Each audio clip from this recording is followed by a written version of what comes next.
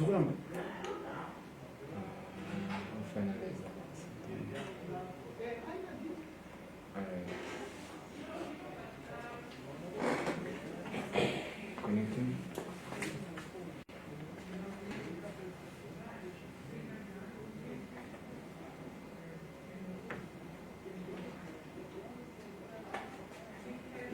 Yeah, going live in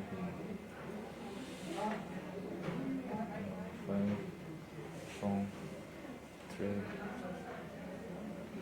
2.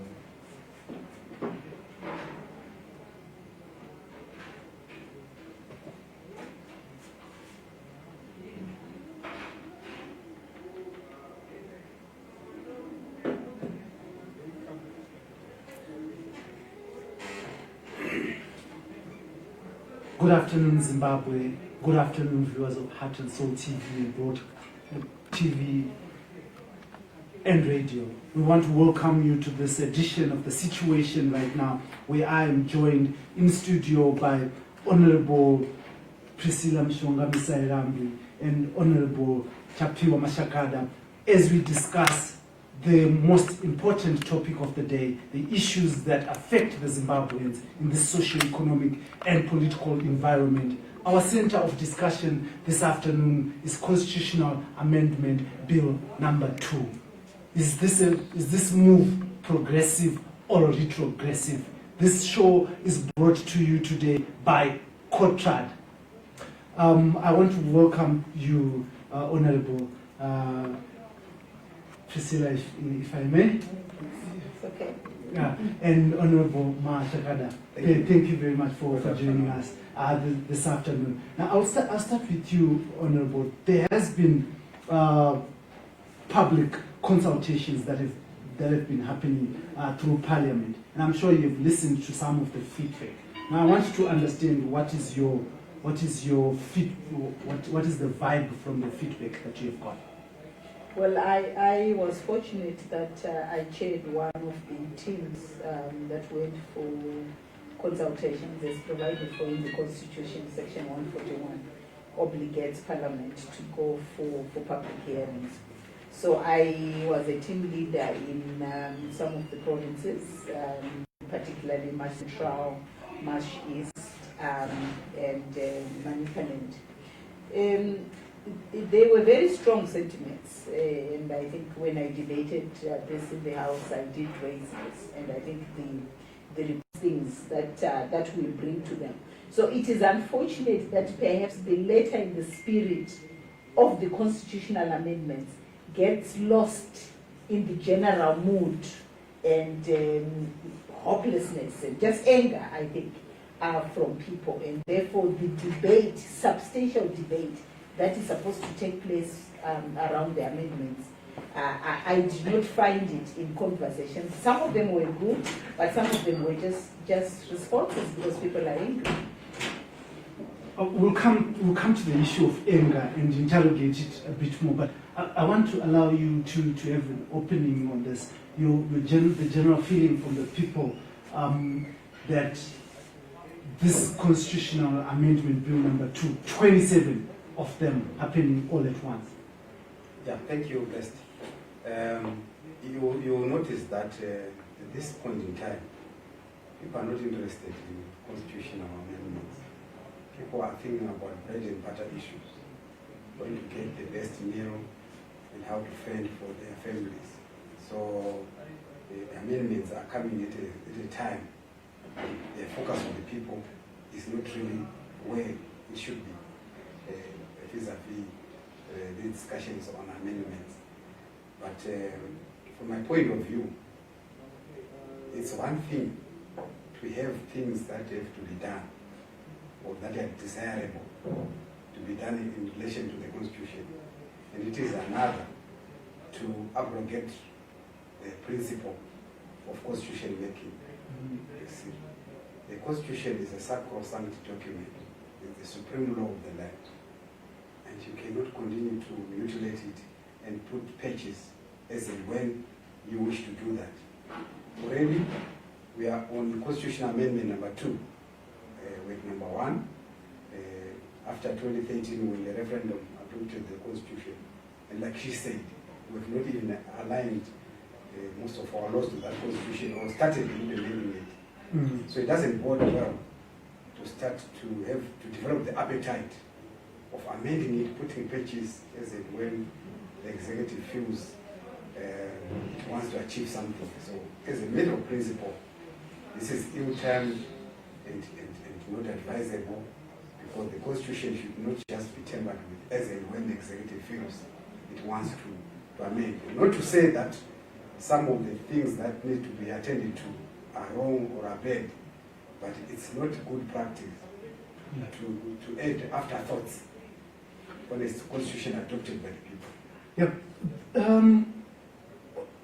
Professor Lovemo Maduku and his National Constitutional Assembly, when the constitution was being made at COPAC, said that this was not a people's document. In fact, they pushed for a no vote.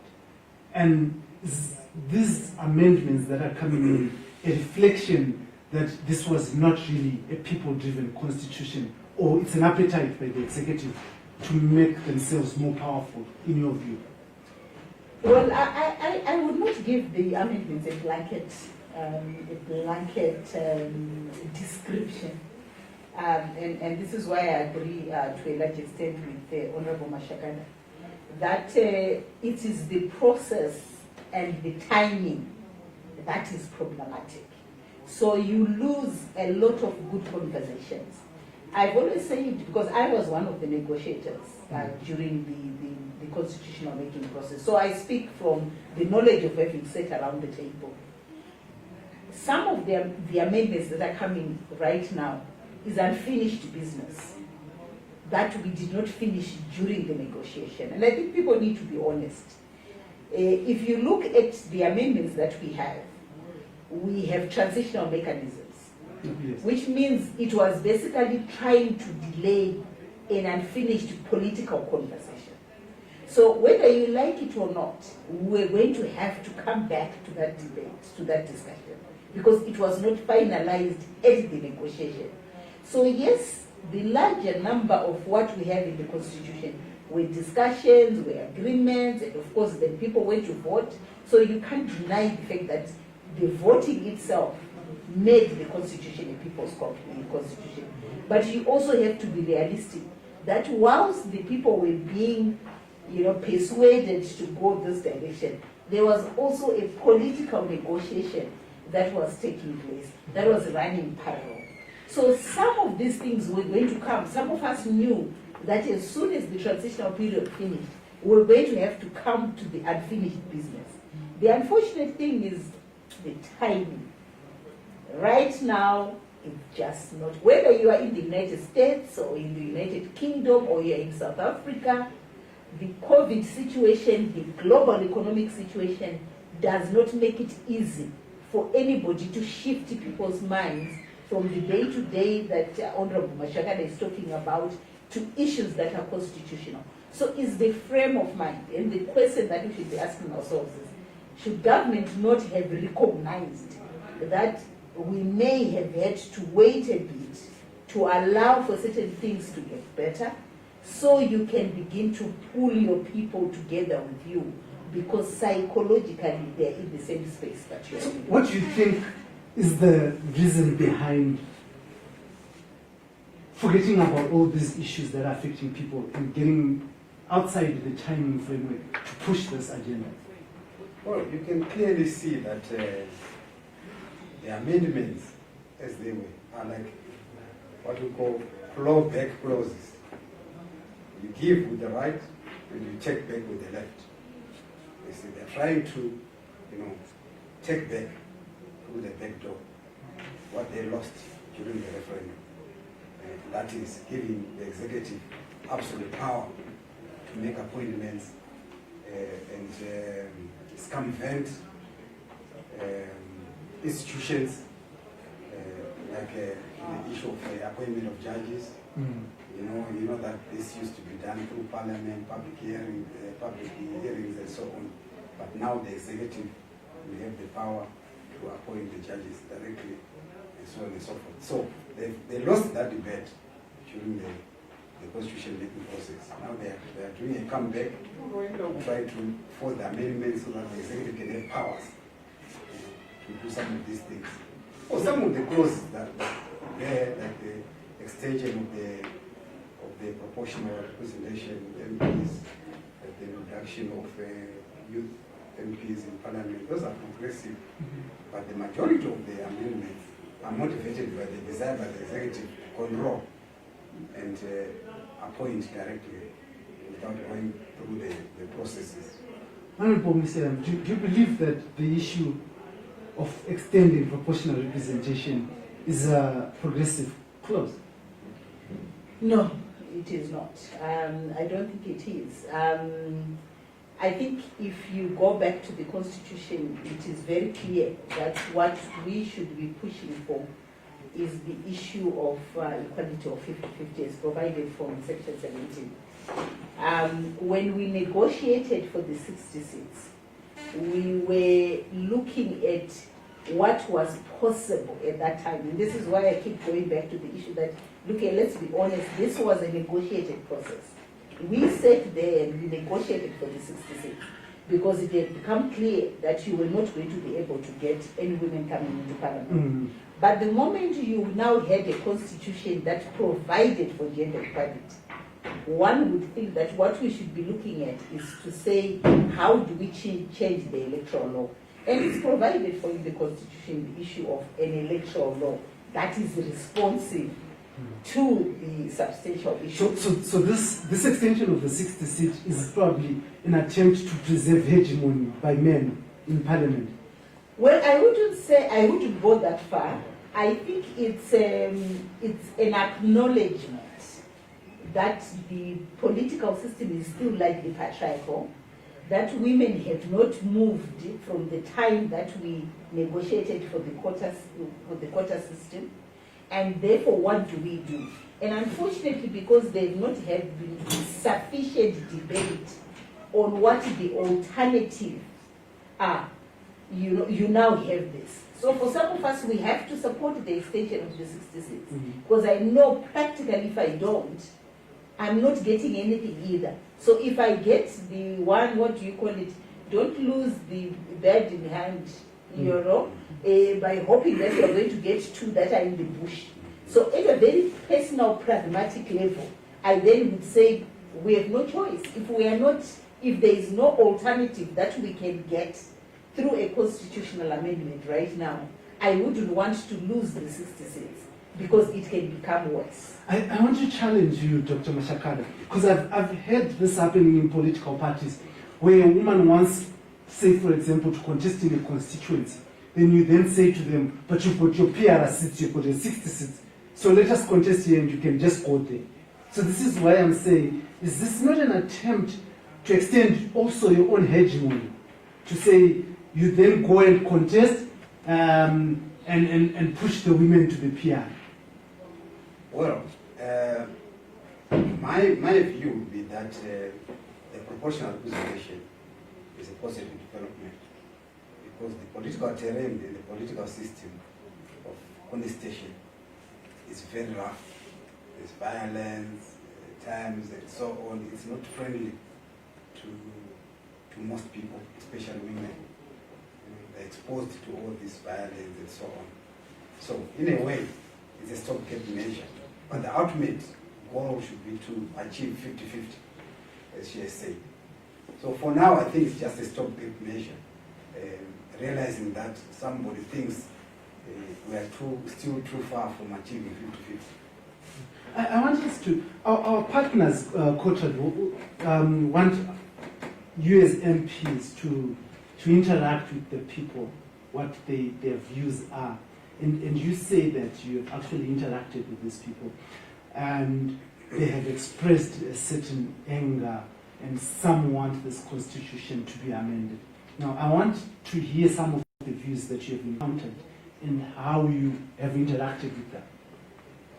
Well, unfortunately, the process around Section 141 is we go out to listen. We don't engage. We don't have a debate. But we have had certain groups that have come and they've had conversations with us. And Of course, the feminist movement has been very clear about the issue of taxation. They see it exactly in the manner that you are saying. Perhaps we should demand more, in this particular point in time because this is not useful. And I'm saying from a practical, perhaps my problem is I'm a negotiator, generally. So I see when something is put to me, the first thing I think about is, am I able to get it? If I get a point that I'm not going to get it, I then say, what is it that I could get at this particular given time? So that's where others are coming from. And of course, the issues around, part of it I think is also just the education. This is why I'm saying the time is good. Because if the time was good, we were able to sit down with people and have a proper conversation. Because even some of the things that we talk about generally, look here, judges are already being appointed. Sure. The Chief Justice and the Deputy Chief Justice, with amendment number 1, we lost it. They are already being appointed. What is happening with this particular provision is that it is now saying when a judge is already in the system and they are going to go to a higher court, should they still be subjected to an interview? It looks good for the interview to happen, but if you ask me, factually, even with an interview, you don't force the president to appoint the person who has become number 1. The current constitution does not. He can still choose the person who is number 8 over the person who is number 1. So for me, if you talk to me, interview or no interview, given what we voted for in 2013, the mayor still has power to be able to choose who is able to appoint. Of course, the most substantial one is the Prosecutor General one. The question where you're saying he had to be interviewed, but still he would still be appointed by the president. Now they're saying the president should appoint. Again, if you look globally, just across South Africa, same drama. You look at America, same drama. Prosecutor Generals usually are appointed by the president. But they have to go through senatorial hearings and then. Not for the Prosecutor General. You see what I mean? Mm-hmm. So, but again, if you look at the South African experience, a lot of problems have come up with it. That whole appointment. I'm not justifying it, but I'm saying unless you have a proper space for a process to take place, you can reliably, sensibly discuss the positives and the negatives of each provision. But right now, we are almost like we were in the 2000s. Some of us were in the 2000 issue. You remember the vote no situation? Yeah. Where it was just, we were angry with Robert Mugabe. So I did not care what was in that provision.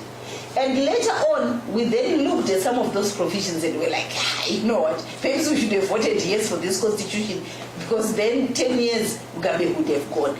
I think it's almost the same situation right now. You cannot have sensible conversation on this because people are just angry about a lot of things. So if you were to delay it, and that's what we're trying to say, some of us that sit at Poland, we're trying to persuade the Minister of Justice to say, why don't you hold back so that we give it a little bit of time to allow people to have sober, sensible conversations. Right now, people don't want anything that is to do with the Constitution. So the debate, and I get very frustrated even with some of the learned people that you talk to, the debate becomes too simplistic and sometimes not factual at all. And you realize that I'm not going to go anywhere with this person, because at the point they are like, don't talk to me, Priscilla, about this. I'm hungry, I don't have a job. I don't know what's going to happen to hospital if my child is sick. I don't want this. And they are justified conversations. So it's unfortunate that government is unable to see that, in fact, it is in their interest to have delayed this process and allowed us to deal with things that are the urgent issues on the table. You may find that with a delay, you may actually get a number of people that appreciate some of the amendments that are here. But right now, it doesn't make, you can't, and understandably. Do you think that we have a government that is prepared to listen to what comes out of the constitutional hearings? I think the government has made up its mind. That's why they came up with that draft. proposed amendments. They've just made their mind, and I think they're just ticking the boxes. By going through to the people, they're just ticking the boxes. They're determined, they've made up their mind on what constitutional amendment they want to... So with the 2/3 majority, this is as good as passed? Yeah, with the two, yes, it's as good as passed. This is why I have said from the beginning, it's bad practice and a bad habit to try to overturn a constitution that was arrived at after a thorough process of constitution making and after a referendum adopted that constitution. It's bad practice, because where do you start and where do you end? When are we expecting the Third Amendment, the Fourth Amendment, the Fifth Amendment? So that should be stopped. It's not good governance principles for the executive to abuse their 2/3. Because right now they know they've got the 2/3. So they can even push it down our throats, whether we want it or not. But the mood of the people is against these piecemeal amendments, putting patches.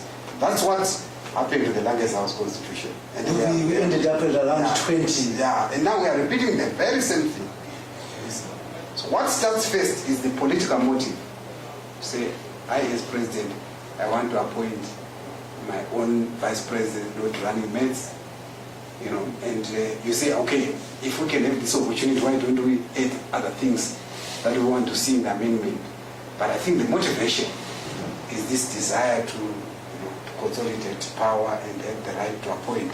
Yeah, I've heard people talk about the issue that you're talking about, the issue of running mate. And they say that they would rather vote for a president knowing who is going to deputize him. Does it make sense to you? That debate was put before the referendum, or it was put before the negotiators during the constitution making process. It's not a new debate. Madam, how are you? I'm sorry I'm late. What we are doing, sorry.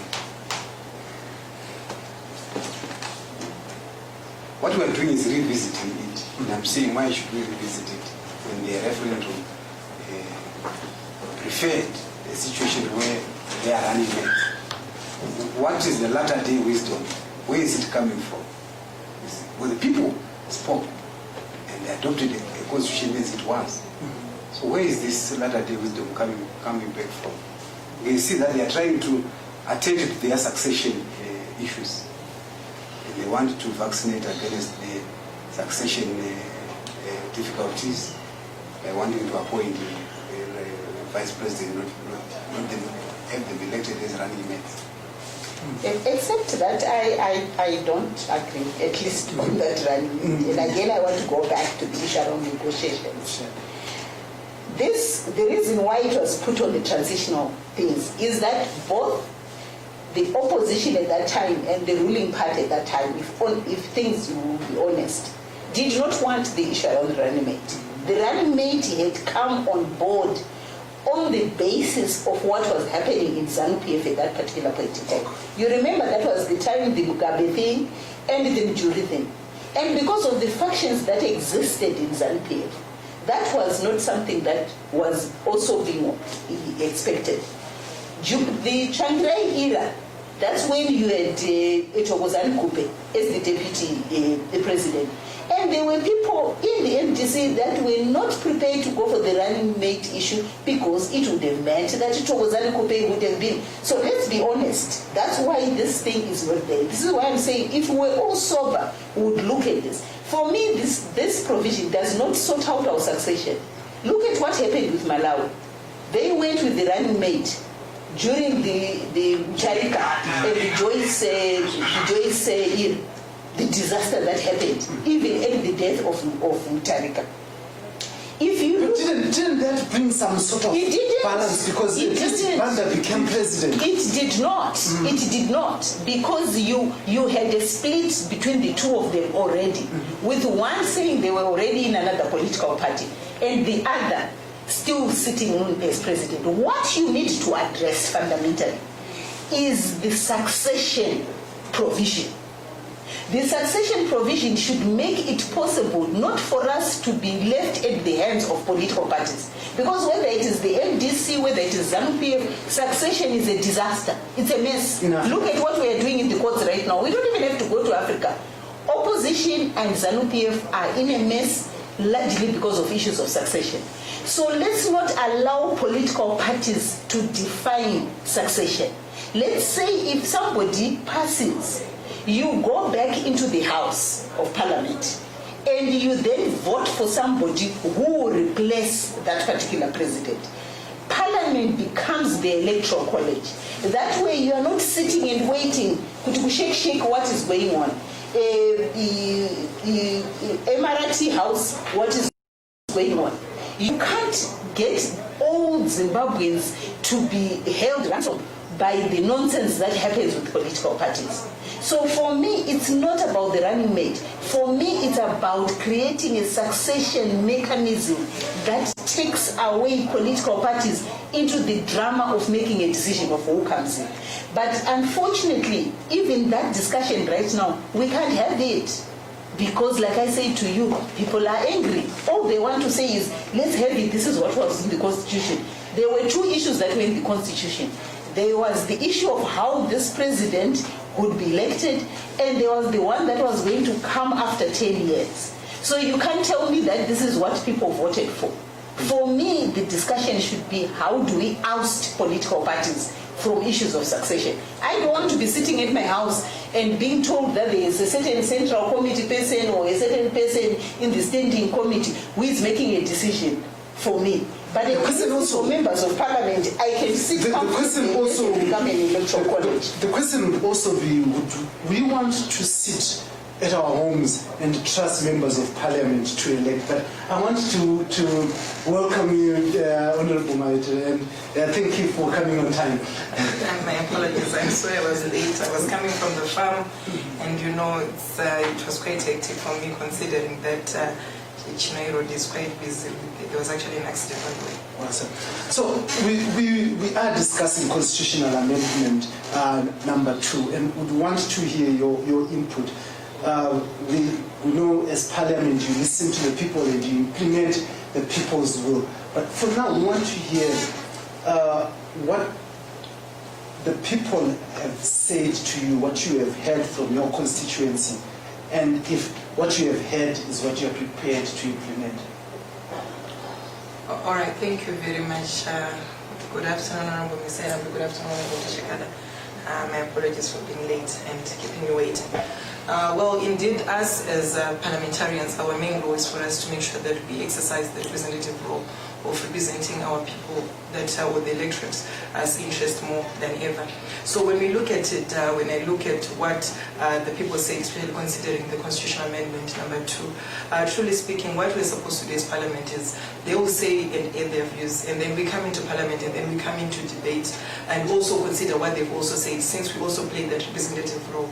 So it's also important for us to then take their views as well, and also for us to be guided when it comes to the line of argument that we're supposed to be looking at, because I think the interests of the people are very critical and very important for us as the members of parliament. Yeah. So the issue that has been discussed in your absence as well was that that government is already, the executive rather, which is led by ZANU-PF, or party where you come from, has already decided that they want this amendment and nothing will stop them. Even COVID-19 will not stop them from just waiting so that we get through this pandemic and start having this discussion. Would this be a true understanding of the issues? I do not think that is the true understanding of the issues like us. Truly speaking, we need to understand that things have to move by time. And indeed, COVID, we have not been spared as a country. It has affected us as Zimbabwe, and it has also affected the whole globe, or the whole nation, as much as we can say the whole international, or the whole America, or the whole world, I should say.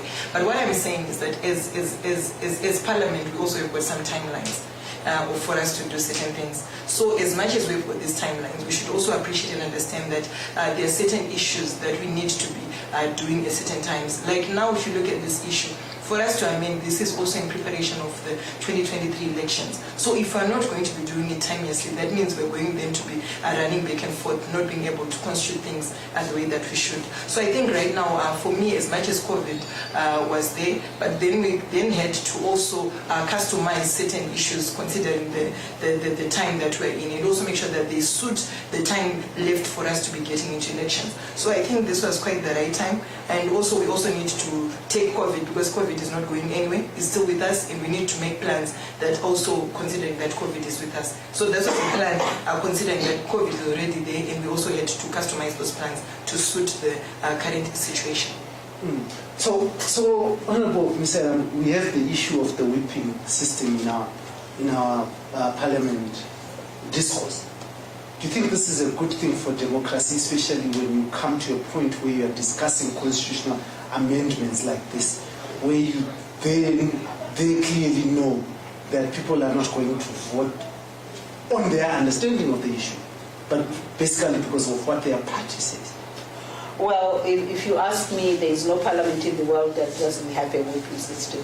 So it's the world over. So your question to every other institution of parliament. But I think where you are right is that where that whipping results in then saying if you speak up your mind, you are then recalled. That becomes problematic. And I think what we should be looking at is the recall provision that we do have. So that the recall provision is then not used to stifle your conscience in certain areas. But generally, I think, this is why every other, it doesn't matter whether you go to the US, whether you go to the UK, whether you go to South Africa, you will find that there's a chief whip and there's a caucus. And this responsibility to say, as a party, where do we stand? But I think the problem that we do have in this country is that provision, the recall provision, that does not have a due process. So that for everybody else, you can then put it on the table and say, that I said what I heard from people.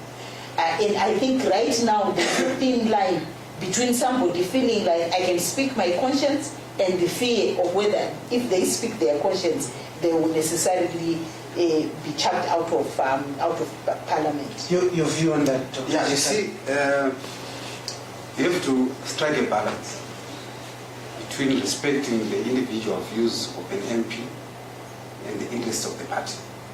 Because at the end of the day, the party is bigger than the individual. That's why there is a war whipping system. Otherwise, do you represent your party when you walk into parliament? Yes, you do. Yes, you are there on the ticket of the party. So you got to balance this, your own views and also the party line or the party position. So for instance, Mama Shakada, if your constituency is saying something totally different from what the party wants, I have to convince my party to adopt that position, my constitution is advocating for. That's my duty, for me to convince my party colleagues so that they adopt it as a party position. They see the logic and they see the advantages of that position. Imagine a party with 100 MPs. If those MPs were going to speak their own individual minds, it would be a forest. There will be jungle laws in parliament. So there has to be some uniformity in terms of the line of thought and tolling the party line. I think that is why the whip system was developed. But I agree, at times it stifles debate and also personal conscience. But at the end of the day, you are there because at the behest of your party, and the party is bigger than the individual. What is your view on this? Do you debate freely without a fear of reprisal? I think we need to understand that when we're in politics, it's politics. We are trying to manage a certain status quo that is there. And we also need to appreciate as well that when we're in politics, it's a matter of about power angles. And this is one thing we need to understand. So when you are in any political field, we also need to appreciate that there are some certain ideologies that we need to really be focused at. So for me, I think that the whipping system, what it does is that it then makes sure that the political rep will be able to follow the party discipline that is there. And I think that if ever we do not have that whipping system, what it means is that everyone will do whatever they want at whatever time that they want. But however, like what Honorable Masaka said, we need to then look at this whipping system not to make sure that it abuses MPs, not for them to be able to speak.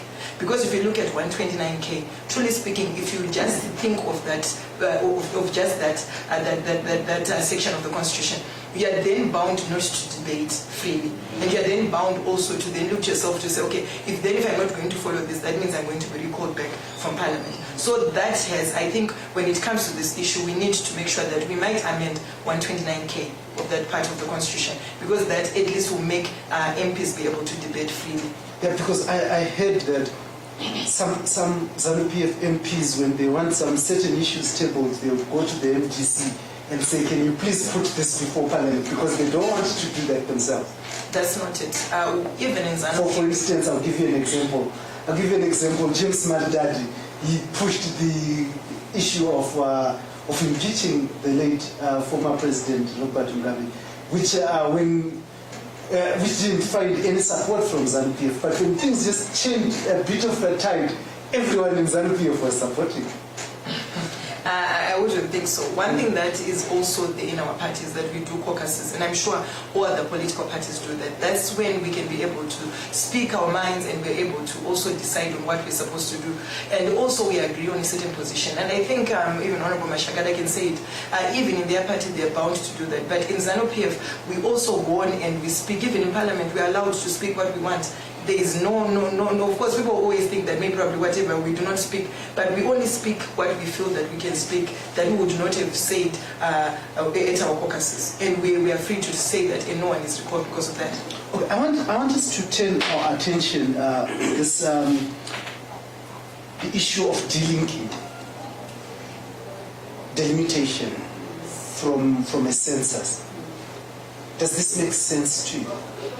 Well, it doesn't, but I'm glad that it's no longer an issue for debate, because as you know, there has actually been brought a Census Act. And what has now happened, which is what we've also been trying to persuade the Minister of Justice to do, to say there are certain amendments that do not necessarily have to be done through the Constitution. You can do it by subsidiary legislation. So what he has done in this instance is to make sure that, because the mischief that we're given, that we're trying to address at that time, was to say the time period will not be enough to do. So what they've done is to move it back. So that, yes, so that you have enough time. So I'm sure that is not going to be an issue. There are a number of things, at least from the Justice Committee point of view, where the minister, even before we go into issues of amendment, has already kind of agreed to say, I hear you. This doesn't make sense. I just think that, like I said, if the circumstances and the environment was different, it would have been much easier to have those conversations and to share. It took time. For some of us, we started negotiating around this constitution from about 2006. What you only saw coming in was a lot of background conversations that already had happened. And to think that you can just come with a constitutional amendment, you don't facilitate for the coming together of political parties, even outside Parliament, to share views, to do this. So for me, the problem with this process, is the process. That we did not allow for conversations and debates. Same conversations that we had, for us to then come to some kind of an agreement to say, this we can take to the people. And that's where I think the problem is. Otherwise, if we had had these discussions, I'm sure even the minister himself would have seen the sense of saying, but for this one, can we do it different? And I saw that happening in Parliament last week, where some of us were debating, that he began to see the sense of how some of those amendments could either be changed completely or could be tweaked around to begin to make sense in a people or a country that is seeking to create a democratic system. How do you define people, Honorable Masaka? Because we've heard politicians talk about people, and we think the definition of people from politicians is different from ours. People are people. The population, yeah. They cannot be a question of who is the people. We all know it is the population, the voters. Because we think, from our view, from where we sit, it looks like the people is those that are in power. They just make decisions and then shove it down our throat. It's a distorted view. It's a corrupted view. The people will remain the people. They are the bosses. We politicians are servants. We are there to serve the people that elect us. So that is the point. We cannot redefine. So now, when the people are saying, as Honorable Priscilla is saying, that this is the wrong time, and you also say that, but you're still doing it. So who's the people? It's a process issue now, as she has explained, that the executive is there to run the country. And there are certain things, there are certain timelines that they look at to attend to certain business. So they have to persuade or convince the people. But you can't convince me, Honorable Masaka, because through that executive, violations have not been happening. But the process, the law says they should have happened. Yes, there are some clauses. So this cannot stop. Yeah, there are some clauses which in law they require what in law they call progressive realization. That is where monetary issues or financial implications are concerned. So if you compare issues of by-elections, that requires a lot of resources to implement. But there are some certain changes that may not necessarily require those huge amounts of resources. That is the difference.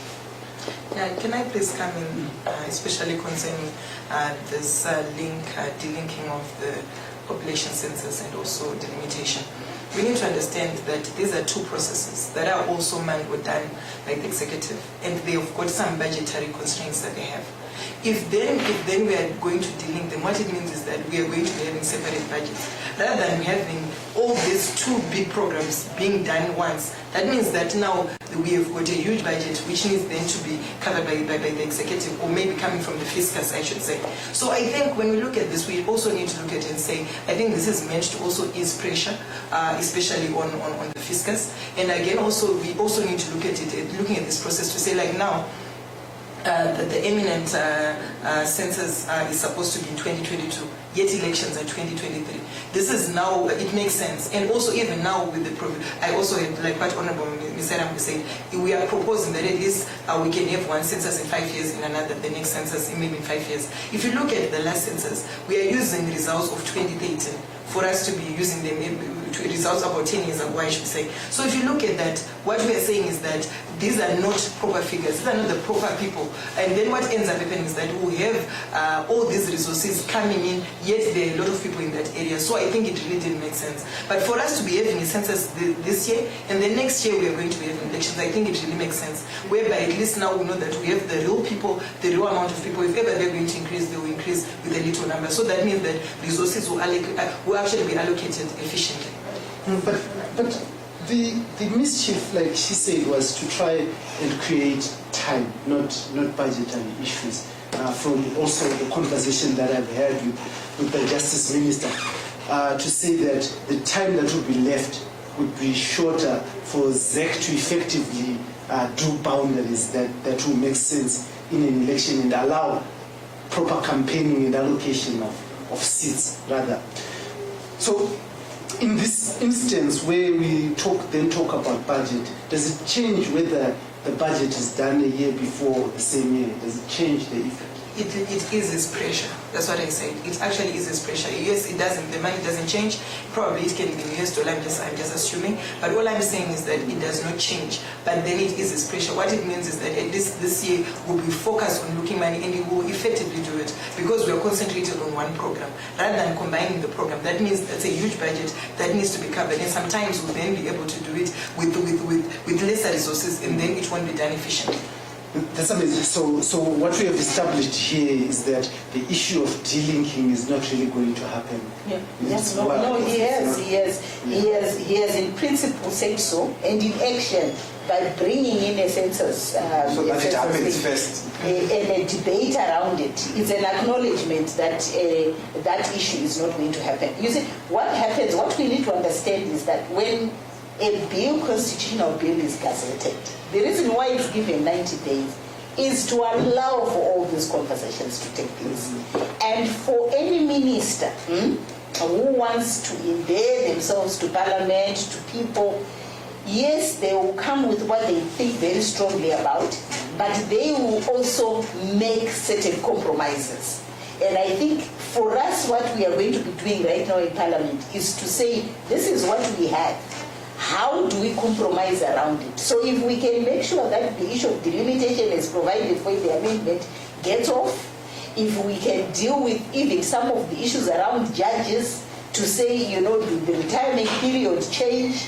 Or do we not have this drama where they are being examined by doctors every other year? So there are certain things that you can manage in that process. And for me, I think that was the disappointment that I had from the generality of Zimbabweans. It was, like I say, I keep going back to 2000. It was no. And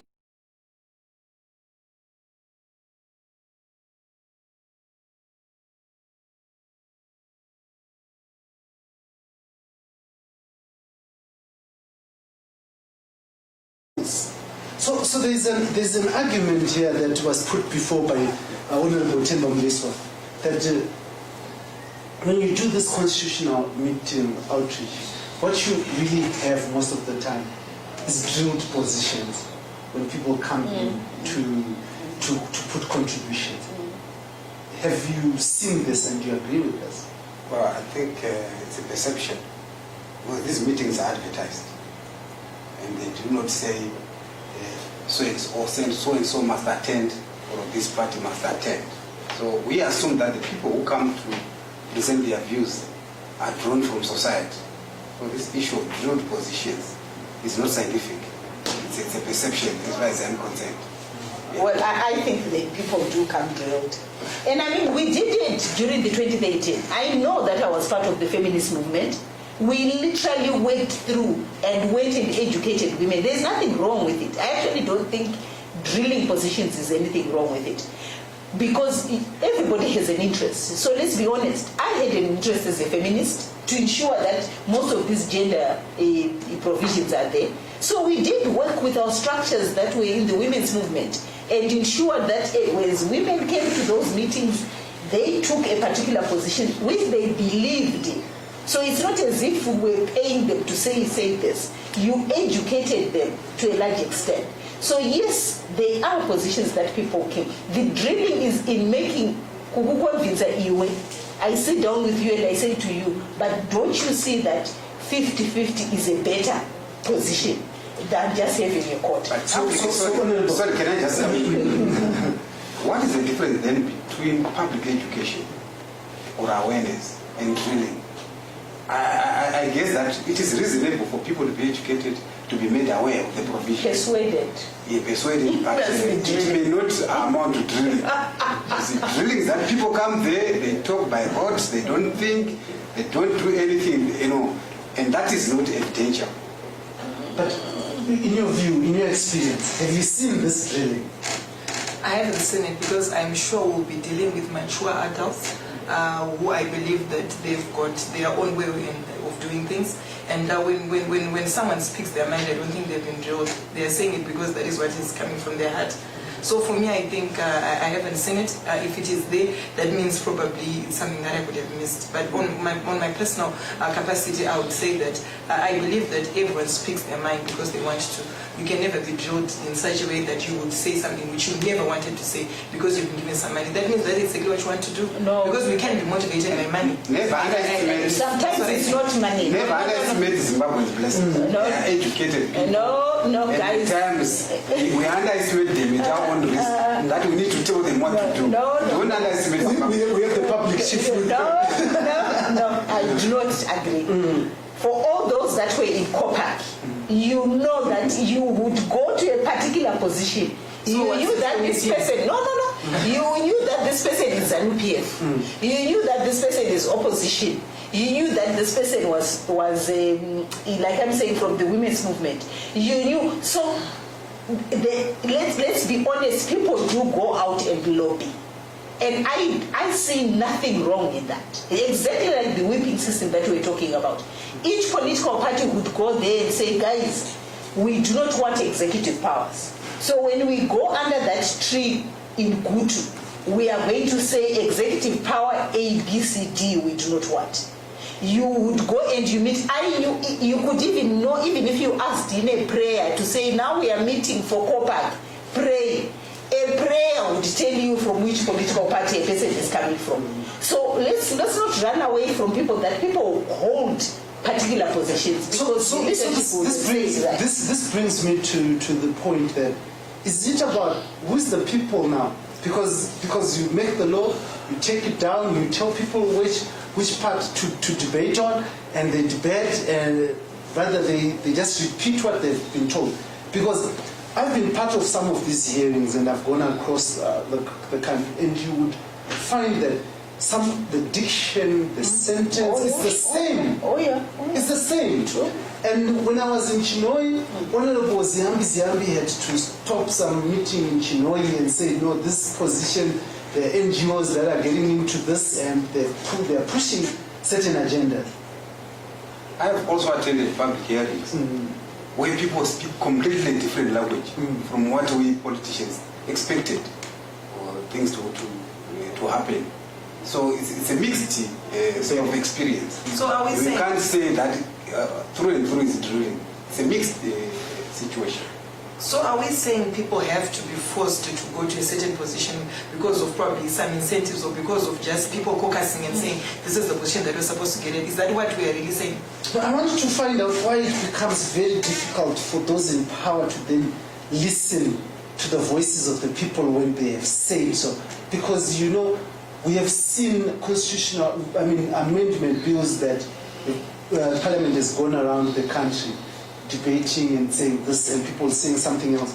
But when the bill comes out, the act comes out, it's still there saying nothing really changes. Let us talk of the marriages bill on section 40. People really contested that, and I think it was removed. You saw it. It was actually removed and procedurally in such a way that it's not supposed to be the norm that takes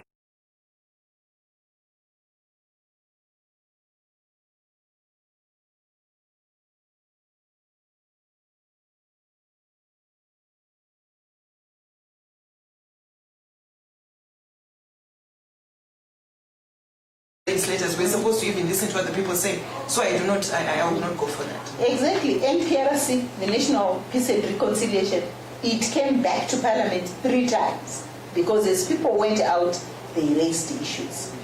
And what you are saying around, sometimes what people say, I will give you an experience for education, for example. We went out with a bill.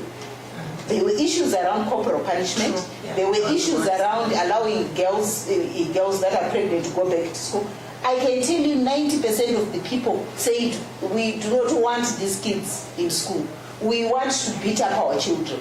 But when we came back to the House, we had to look at some of the legislation that we had, and we had to look at the fairness and justice of what people were saying, and then came up with a position that is contrary. But not because we are saying we don't care about what you are saying. So one of the things that you give authority to is when you elect your member of parliament, you are also giving them authority to say, yes, we will speak through you, but we trust you enough to be able to make a decision that is good enough for us. So I don't think it is fair to then think that everything that we go and hear. During COPAC, we're being told women should not put on trousers. 70-80% of the people in rural areas did not believe women should put on trousers. You wanted us to come back into the House and say, my trousers kabani. We had to say, yes, it is a sentiment. Where I think we are wrong as parliamentarians is when we come, we hear. We come and we say something that is contrary. We should be able to go back and justify why we took a contrary position. Persuade you to understand that you said pregnant girls should not come back. But when we went back, these are the problems that are associated with not getting the pregnant girls to not come in. You say we want to beat up our kids. These are the problems that are associated with us beating up kids. I acknowledge that it's a gap that we have to address. But to then say, guys. Yeah, and also like what you're saying, the issue that you talked about, the drilling one, indeed, there's some certain positions that we would feel as also as representatives of the people, they really do not suit well. So at times then we are supposed to then also be able, like what Honorable Masaka was saying, to then go back to the people and communicate to them why we took that position. It's very important. Rather than for us to just say everything that people have said, it's okay. Yes, it's good that we have to listen. As leaders, I believe that we are servants of the people and we're supposed to be listening to the people's views. But then there's some that we need to save and say, does this really make sense? Do we really need to go by this? And we need to also then go back and communicate that. Okay, then maybe our last point of intervention. There is an issue of Parliament being sort of detached or being removed by the executive from looking into deals that the executive does with foreign entities. Now, people have said that this removes power from parliamentarians and could risk executive doing private shady deals with foreign entities on behalf of the country, and these are not subjected to parliamentary processes. What is your view on that? Okay, I think I wanted to just be able to read. I might not be able to read the whole of it, but I'll read what the Public Debt Management Act says.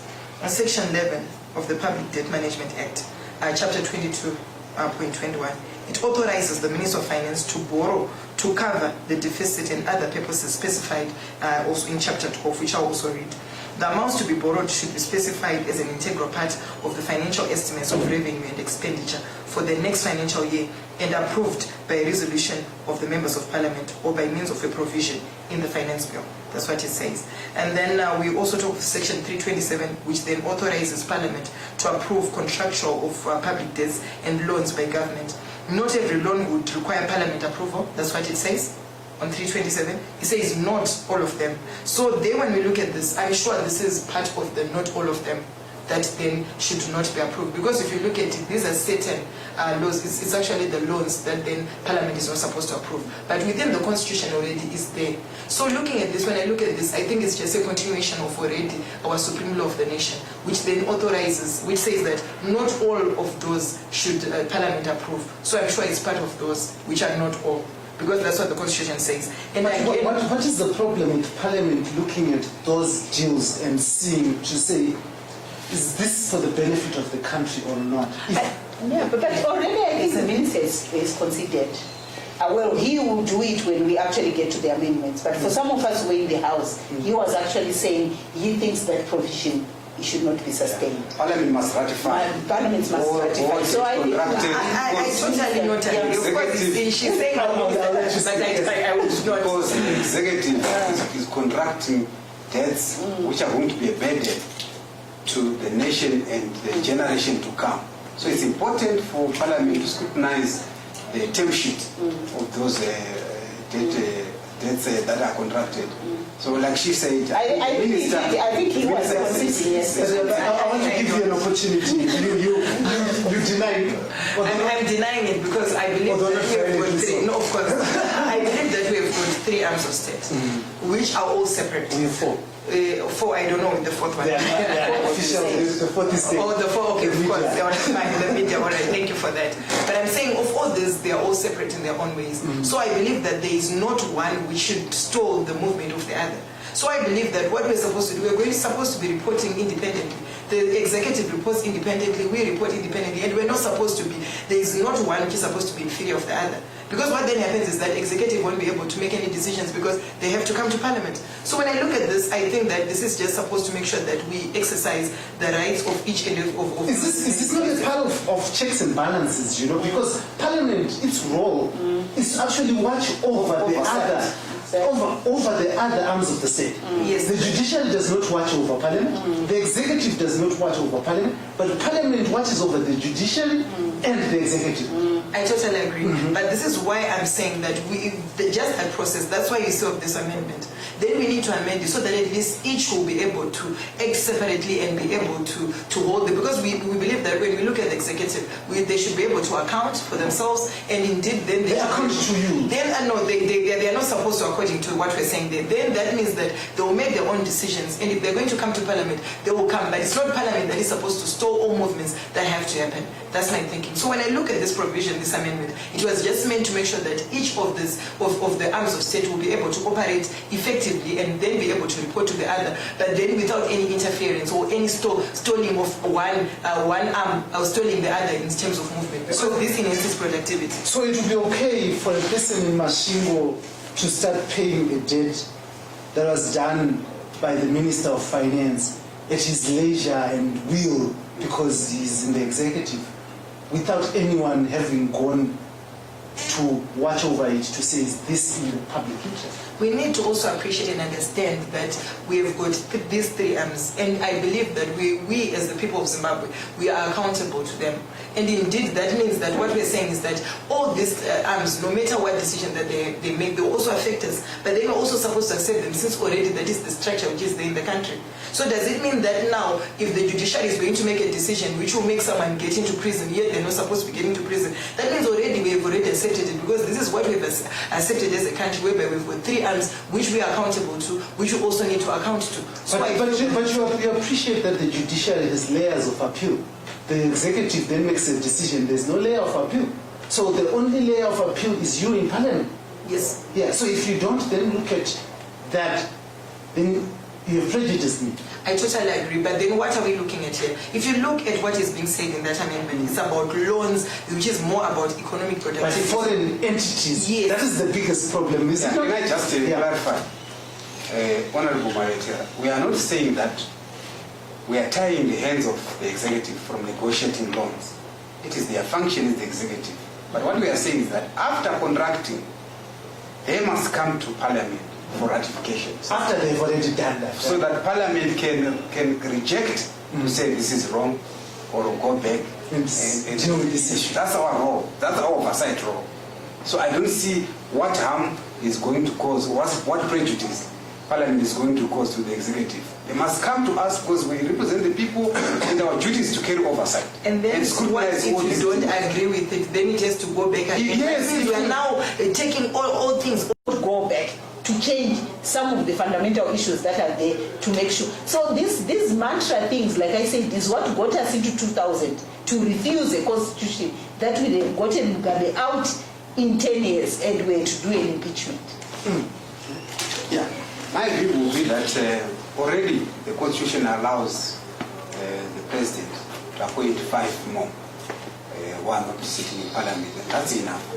You can't keep on increasing to 7, to 8, to 10. 5 will be okay because it will cater for the skills that she was talking about. But you can't then ask for more. 5 is a good number, which is already provided for the constitution.